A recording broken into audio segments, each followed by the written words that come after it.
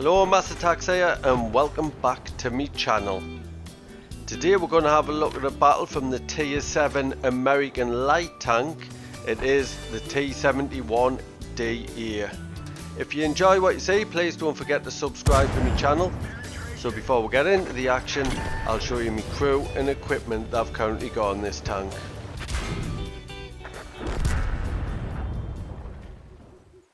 My crew on this tank aren't too bad, all onto the third skill. The equipment I'm using, I'm actually going to use my second configuration for this battle. And on my second configuration, in my special scouting slot, I've got vents. Then I've got low noise exhaust system and binoculars. On field modifications, I have maxed this out, so I get a permanent bonus of plus 3% to hull traverse speed. Haven't filled with any other modifications. So now, let's have a look at it in action.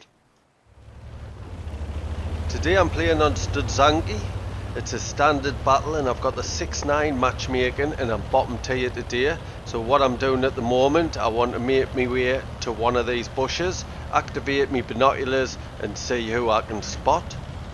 So this map is my favourite map in World of Tanks, and the reason behind that is I find it doesn't matter what tank you play, you will find a position to go to on this map.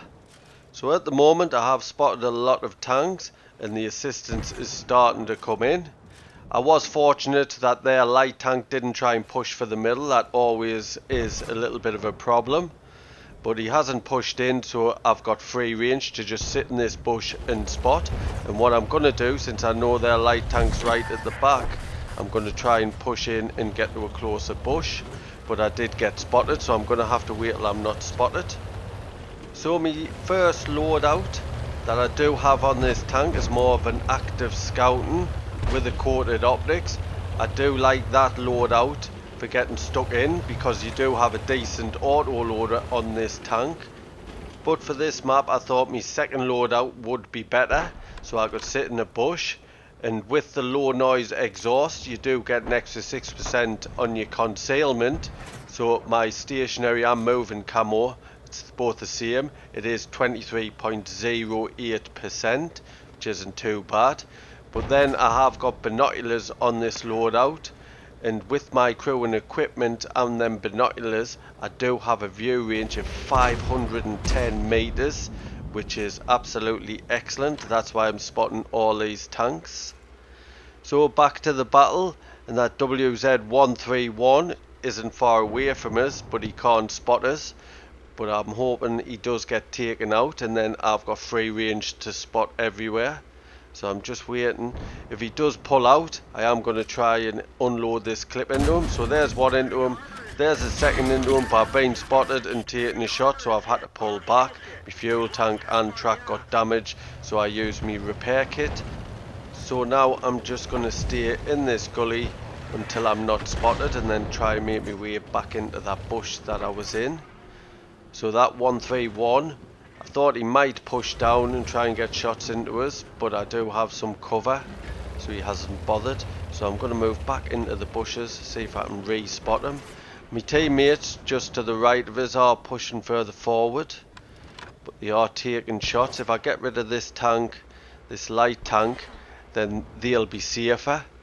So I'm just going to sit here, wait for him to make a bad move. So there's one shot into him. I can't get a second one, he pulled back. I am getting assistance off spotting other tanks. I'm getting loads of assistance, and here he comes. He pushed in to try and get us. He did get a shot into us, but he's been taken out, so that's really good for me. And what I'm going to do is reload my full magazine, and while I do, I'll tell you about the gun that you get on this tank. It is a 76mm gun. It has 145mm of penetration with 150 alpha damage. It is a 6 clip size, and with my crew and equipment to reload that full clip, it is 18.67 seconds. But I do have an intra-clip reload, which is the reload between each shell of only 2 seconds.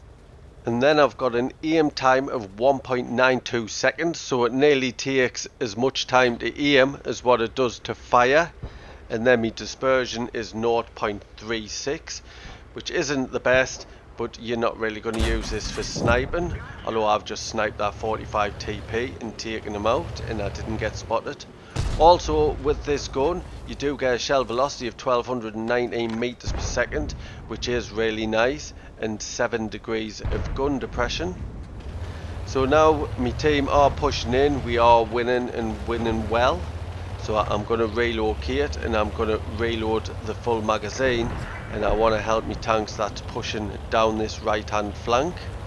Now in this battle I have been playing a passive role, just sitting in bushes, activating my binoculars and spotting, but this tank is great fun when you play a more active role. With the auto loading gun you get on this tank and your mobility, which is excellent. You do get a forward top speed of 64 kilometers an hour and a reverse speed of 23 kilometers an hour, which is excellent, and it is excellent for pushing in, surprising the enemy and circling them to death and then getting straight out while you reload this clip. And it is really great fun when you do play that style. And although I do find that really fun and I'd much prefer to play like that, you do have to play depending on what map you get, and this really wasn't the map to do that, especially at the start, but I might get an opportunity to do it a bit later on, because I am going to try and push through since I'm just in front of all my team that was on the right hand side. So what I want to do is push down to the back of the bushes. Now I'm on the back line for the enemies and I've spotted a Scorpion G. There's one shot into him, second, he's been taken out. There's a T71, there's 2 shots into him and he's been taken out, and the artillery's been taken out, and that's the end of the battle.